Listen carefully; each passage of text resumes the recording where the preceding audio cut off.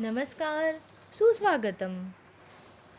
BA प्रथम वर्ष द्वितीय सत्र ऐच्छिक हिंदी प्रश्न पत्र क्रमांक 3 हिंदी गद्य साहित्य के अंतर्गत आज हम जयशंकर प्रसाद द्वारा लिखित पुरस्कार इस कहानी का अध्ययन करेंगे।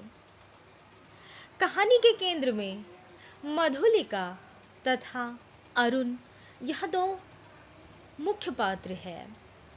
मधुलिका जो एक साधारण कृषक कन्या है और जिसका निवास स्थान कौशल नामक जनपद है, तो अरुण मगध इस जनपद का राजकुमार है।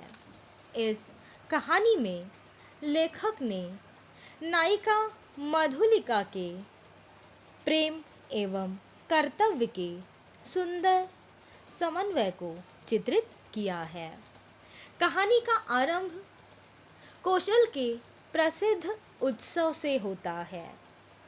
कौशल का यह उत्सव अति प्रसिद्ध था, जिसमें एक दिन के लिए महाराज को कृषक बनना पड़ता।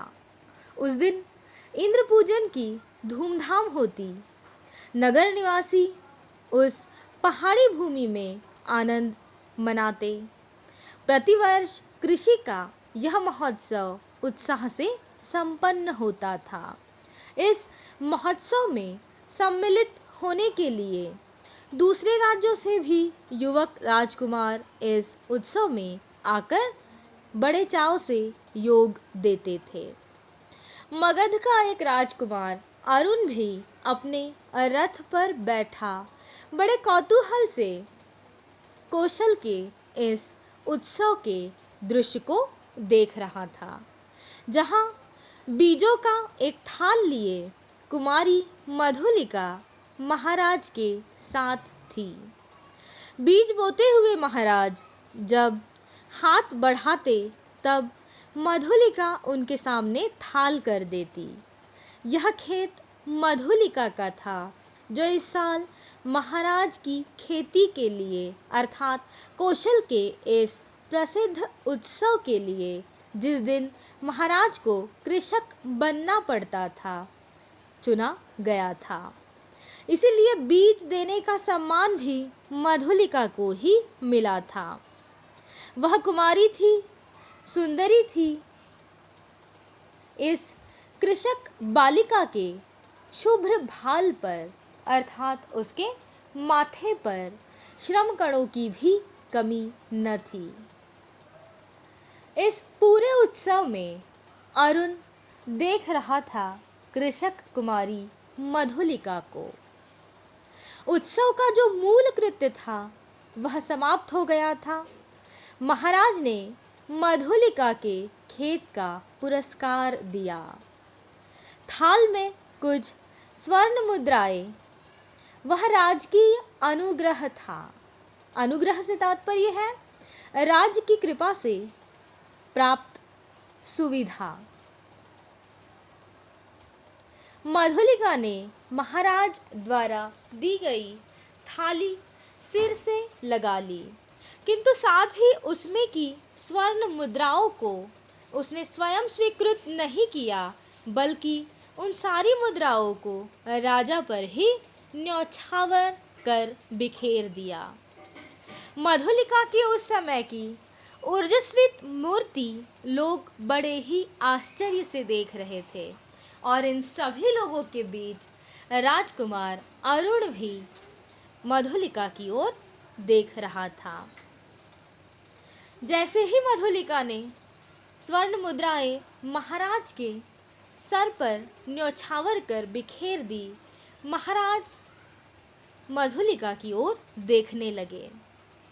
मधुलिका ने बड़े ही आदरपूर्वक कहा कि हे देव, यह मेरे पिता और पितामहों की भूमि है। इसे बेचना अपराध है, इसीलिए आपके द्वारा दी गई यह स्वर्ण मुद्राएं स्वीकार करना मेरी सामर्थ्य के बाहर है। महाराज कुछ बोलते इससे पहले ही वृद्ध मंत्री ने तीखे स्वर में कहा, अबोध क्या बक रही है?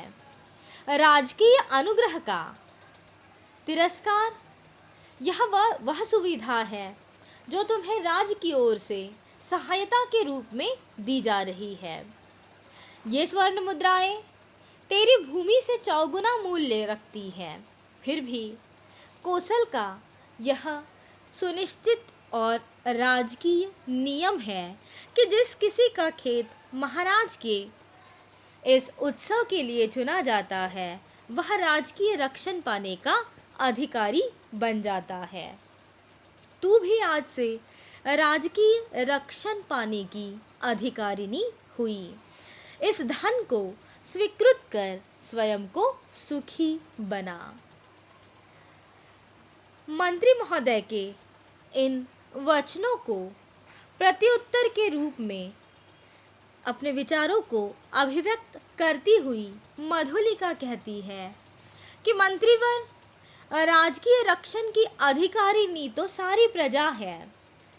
महाराज को भूमि समर्पण करने में मेरा कोई विरोध नहीं था और न ही अब है, किंतु अपनी भूमि के एवज में मूल्य स्वीकार करना मेरे लिए असंभव है।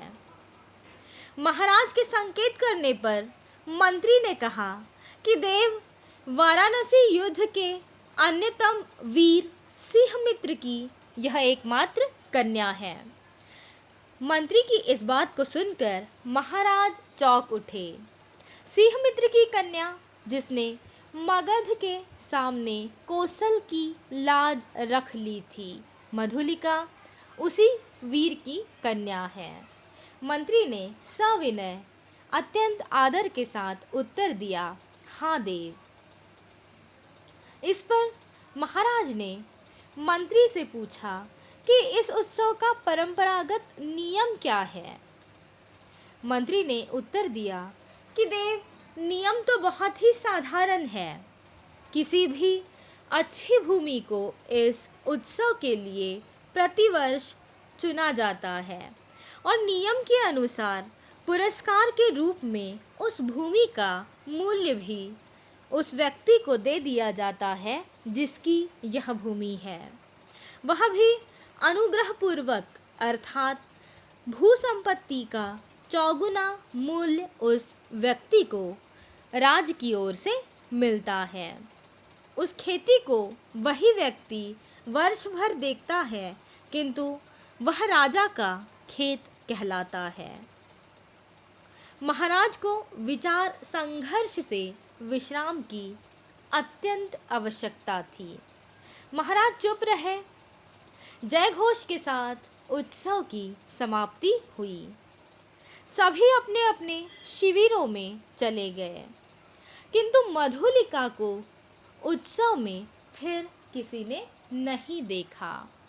वह अपने खेत की सीमा पर विशाल मधुक वृक्ष के नीचे अनमनी और चुपचाप बैठी हुई थी। उसके मन में दुख था।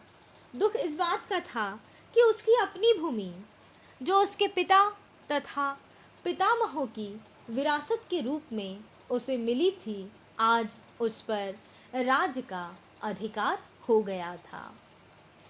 रात्रि का उत्सव अब विश्राम ले रहा था।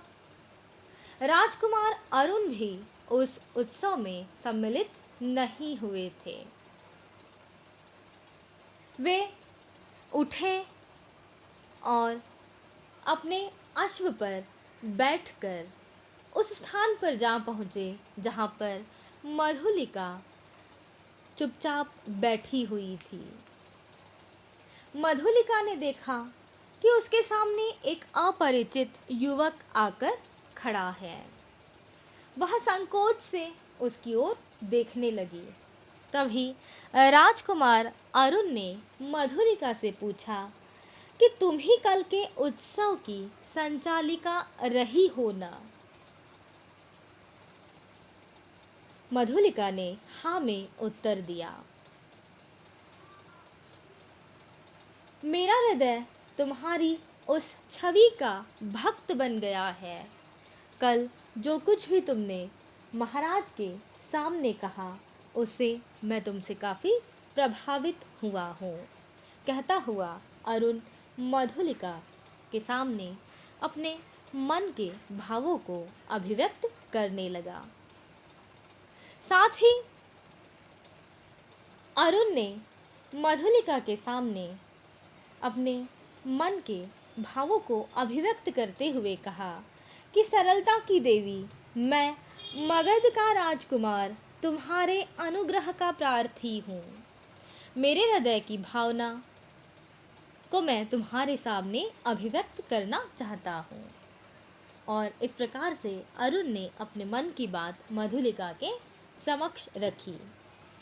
मधुलिका ने उत्तर दिया कि राजकुमार, मैं तो कृषक बालिका हूँ और आप नंदन विहारी। मैं पृथ्वी पर परिश्रम करके जीने वाली एक साधारण सी लड़की। आज मेरी स्नेह की भूमि पर से मेरा अधिकार भी मुझसे छीन लिया गया है। मैं दुख से विकल हूँ और आप अपने प्रेम की अभिव्यक्ति मेरे समक्ष कर मेरा उपहास न करें। इस पर अरुण उत्तर देता है कि मैं उपहास नहीं कर रहा हूँ, बल्कि कौशल नरेश से तुम्हारी भूमि वापस दिलवाने में भी मैं तुम्हारी मदद करूँगा। मधुलिका उत्तर देती है कि नहीं, वह तो कौशल का राष्ट्रीय नियम है जिसे मैं बदलना नहीं चाहती।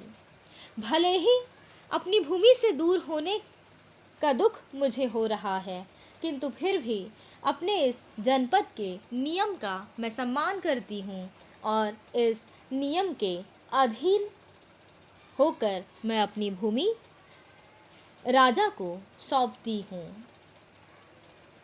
इस प्रकार से मधुलिका की बातें सुनकर अरुण वहाँ से लौट जाता है। मधुलिका ने अपनी भूमि राजा को प्रदान कर दी थी और उस प्रतिदान का अनुग्रह तक नहीं लिया था। अब वह दूसरों के खेतों में काम करती और चौथे पहर रूखी सूखी खाकर पड़ी रहती। अर्थात जो भूमि उसका जीवन था, जिसके माध्यम से वह अपना गुजर बसर करती थी, वह भी अब राजा के अधीन हो चुकी थी। और उसके एवज में जो स्वर्ण मुद्राएं राजा की ओर से दी जा रही थी अनुग्रह के रूप में, सहायता के रूप में, उस अनुग्रह को भी मधुलिका ने स्वीकृत नहीं किया था। इसीलिए अपना उदर निर्वाह करने की दृष्टि से अब वह दूसरों के खेतों में काम किया करती और जो कुछ भी समय पर मिल जाता बस उसे ही खाकर अपना जीवन बिताने लगी थी। मधुप के वृक्ष के नीचे एक छोटी सी पर्ण कुटीर थी। सूखे डंठलों से उसकी दीवार बनी थी। वही मधुलिका का आश्रम था। कठोर परिश्रम के बाद जो रूखा सूखा अन्न मिलता वही उसकी सांसों को बढ़ाने के लिए पर्याप्त था। आसपास के कृषक मधुलिका का आदर करते थे। वह एक आदर्श बालिका थी। इस प्रकार से दिन, सप्ताह, महीने और वर्ष बीतने लगे, किंतु मधुलिका की इस दिनचर्या में कोई विशेष परिवर्तन नहीं हुआ। एक स्वाभिमानी कृषक कन्या मधुलिका के उदात्त व्यक्तित्व का चित्रण इस कहानी में हुआ है। साथ ही कर्तव्य तथा प्रेम का अनूठा संगम भी इस कहानी में चित्रित हुआ है, जिसका और अधिक विस्तार से अध्ययन हम कल की तासिका में करेंगे। धन्यवाद।